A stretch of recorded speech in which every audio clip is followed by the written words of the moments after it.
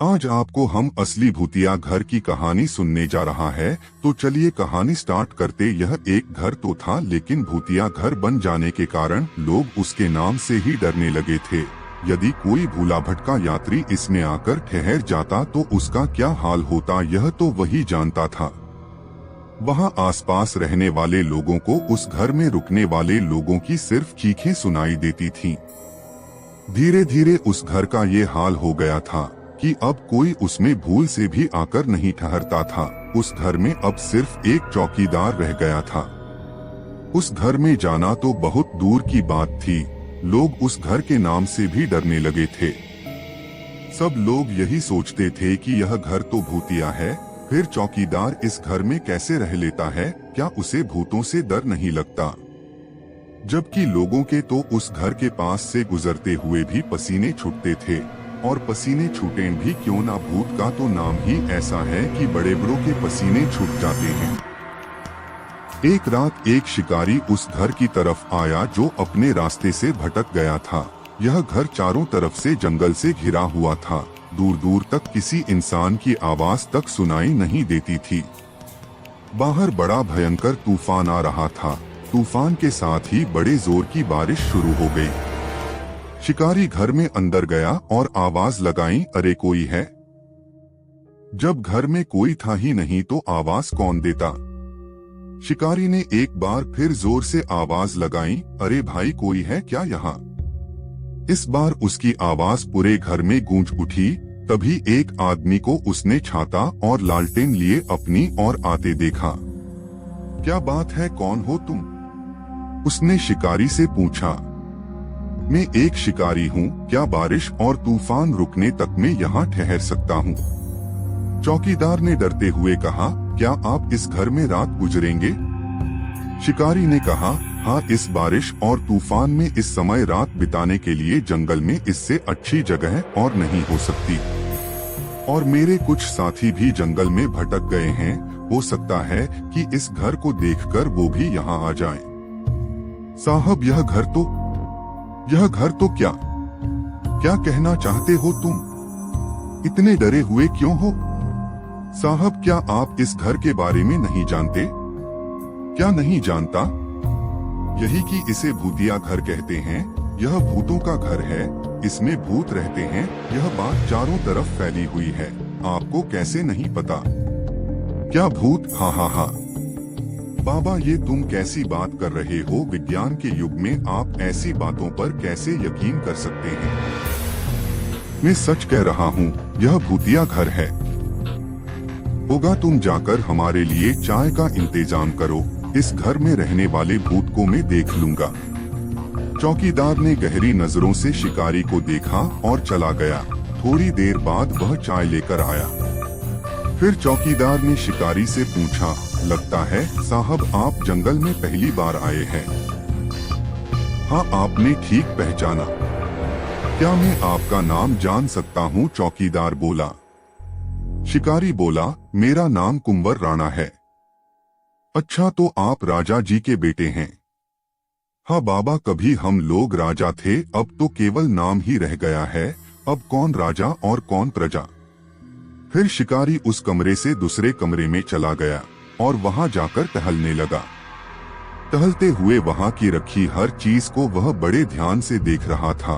कुछ चीजें तो उसे जानी पहचानी लग रही थीं, मानो वह उन चीजों को पहले देख चुका था।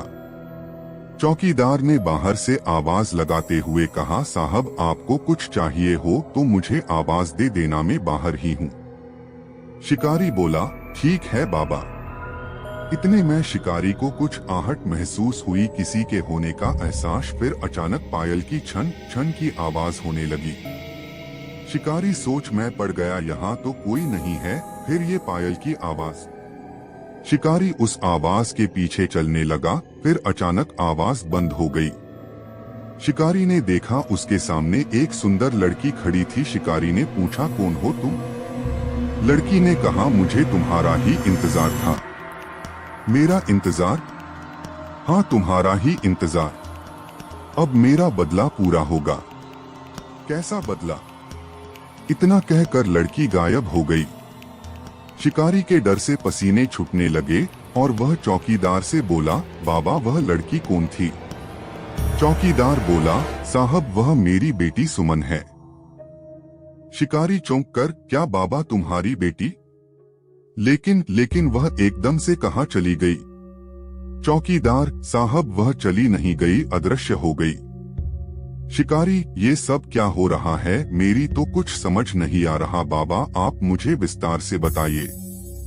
चौकीदार रोते हुए, साहब दुर्भाग्य से वह मेरी बेटी है जो अब जीवित नहीं है।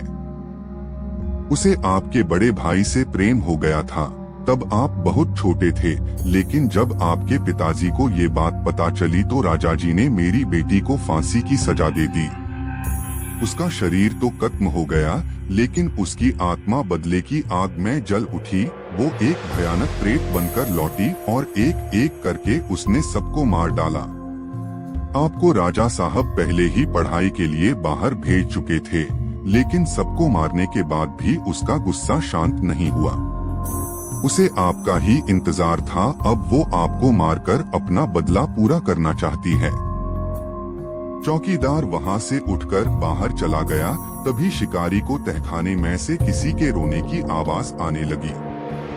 वह डरते डरते तहखाने की ओर चला। जैसे ही वह तहखाने में अंदर गया, एक डरावनी आवाज, आओ छोटे कुंवर, मुझे तुम्हारा ही इंतजार था। वह बहुत ही डरावना दृश्य था। बिखरे बाल, लाल लाल बड़ी बड़ी जिंदा निगल जाने वाली आंखें, भयानक चेहरा और अपना मकसद पूरा होने की वो अहंकारी हंसी। और वह कह रही थी कि आज तुम्हें मुझसे कोई नहीं बचा सकता। शिकारी भागना चाहता था, लेकिन तहखाने का दरवाजा बंद हो गया था। वैसे भी एक इंसान जब बदला लेने पर आए तो उसे भी कोई नहीं रोक सकता। यह तो फिर भी एक खतरनाक आत्मा थी, तो भला इसे बदला लेने से कौन रोक सकता था?